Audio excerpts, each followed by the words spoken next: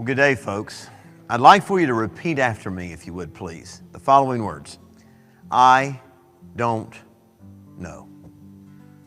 Do you feel like we live in a world that is not vexed by doubt?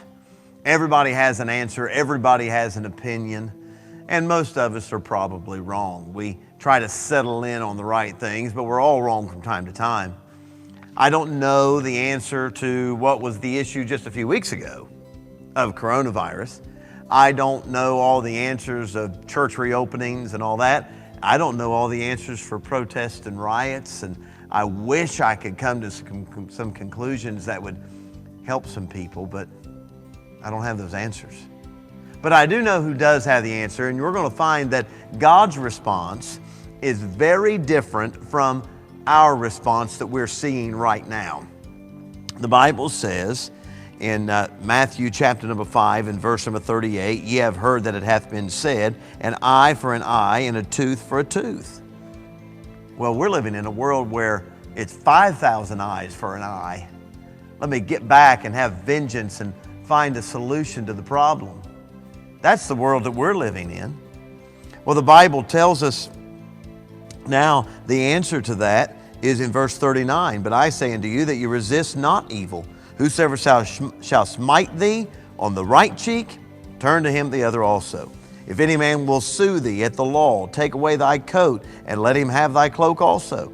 Whosoever shall compel thee to go a mile, go with him twain. Give to him that asketh, and from him that would borrow of thee, turn not away. Notice these are the Bible answers. These are the Bible answers. This isn't what Ryan Brown thinks. This is what God has said. If somebody needs, give.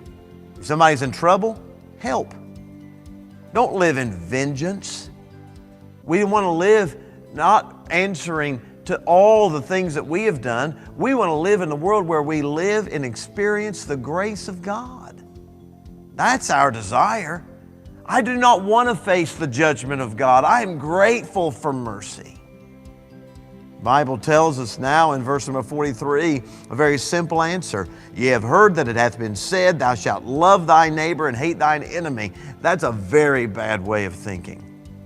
But in verse number 44, I say unto you, love your enemies, bless them that curse you, do good to them that hate you, pray for them which despitefully use you and persecute you.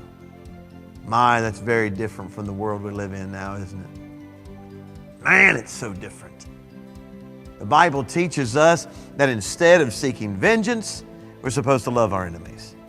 We're supposed to bless those that curse. We're supposed to do good to those that hate. We're supposed to pray for them which despitefully use you and persecute you. And the result of that, verse 45, that ye may be the children of your Father which is in heaven. For he maketh the sun to rise on the evil and the good. We need maybe a little more personal doubt. I don't have the answers. And we need much, much more confidence in the Scriptures. If we live what the Bible just says, our problems go away. The Bible says, be not overcome of evil, but overcome evil with good. It's the only option. It's what our world needs right now.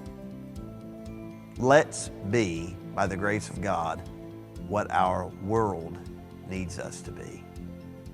God bless you.